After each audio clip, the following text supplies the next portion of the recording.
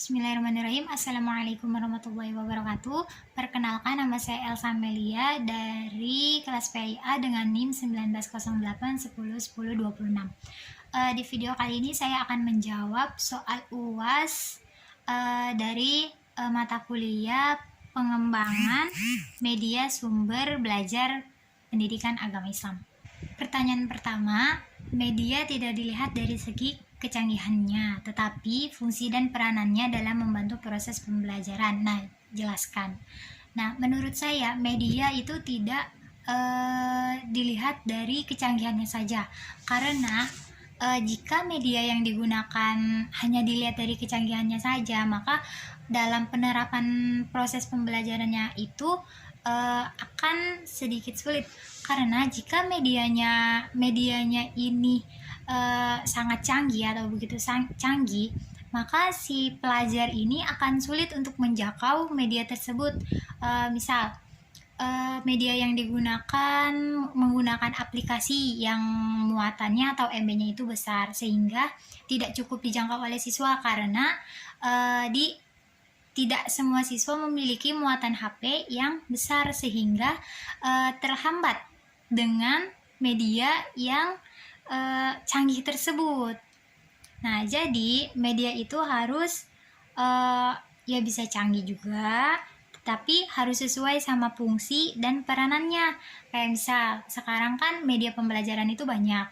Kita bisa menggunakan media Google Classroom. Nah, Google Classroom ini kan udah canggih kalau menurut saya, karena di Google Classroom ini kita bisa mengirim video, melihat video, bahkan mengupload file, bisa juga berdiskusi di sana. Dan untuk pemasangan media Classroom ini, semua siswa bisa menerapkannya, dan bisa juga untuk diinstal, karena muatan di Google Classroom ini tidak begitu besar, sehingga semua siswa bisa mendownload dan menggunakan media pembelajaran Classroom ini. Ke pertanyaan yang kedua, mengapa dibutuhkan perencanaan dalam pengembangan media pembelajaran? Pertanyaan yang kedua, mengapa dibutuhkan perencanaan dalam pengembangan media pembelajaran? Perencanaan pembelajaran sangat penting bagi suatu pendidikan, terlebih lagi untuk pendidik. Pendidik ini sangat terbantu dengan adanya perencanaan pendidikan sebelum mengajar. Karena perencanaan pendidikan ini dapat membantu pengajar untuk berinteraksi dengan murid, sehingga menimbulkan pembelajaran yang efektif dan lebih efisien.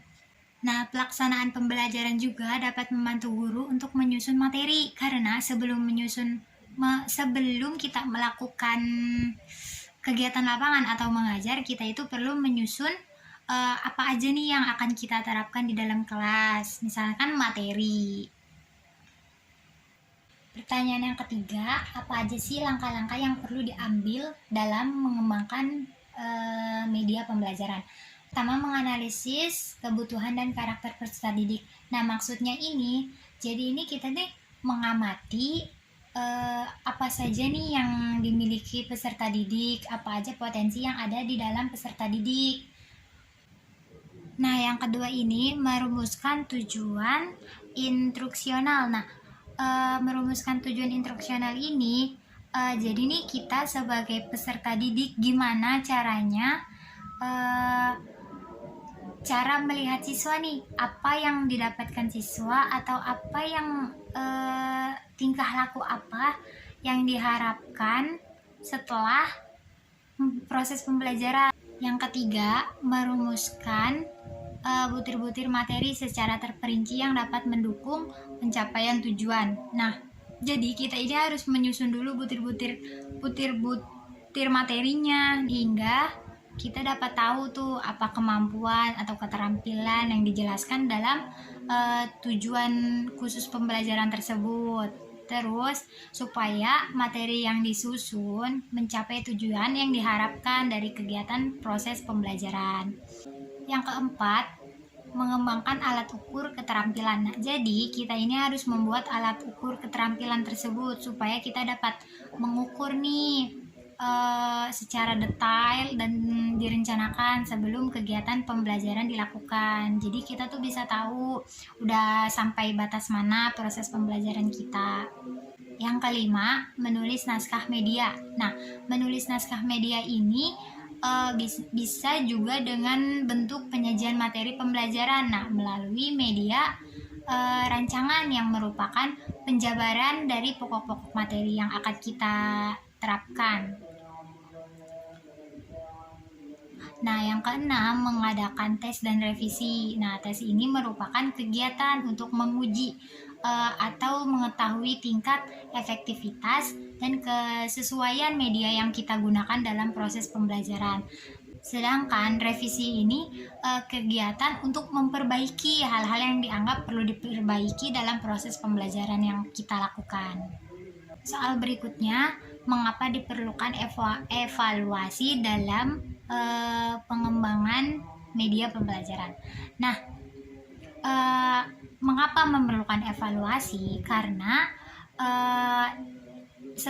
setelah kegiatan pembelajaran yang dilakukan, kita ini pasti menghasilkan informasi. Nah, jadi gunanya evaluasi untuk menghasilkan informasi setelah kita melakukan kegiatan pembelajaran. Nah, jadi evaluasi ini gunanya untuk mengetahui informasi atau mengetahui timbal balik yang telah kita lakukan terhadap pengajar antara siswanya. Jadi kita mengetahui nih apa saja yang kurang sehingga kita dapat mengevaluasi atau memperbaiki kegiatan pembelajaran yang kita lakukan.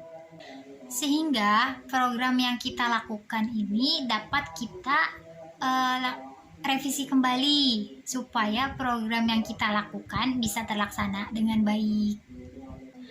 Untuk soal yang terakhir, bagaimana proses pelaksanaan pengembangan media dan sumber belajar di tingkat SLB pada mata pembelajaran PAI dan Budi Pekerti?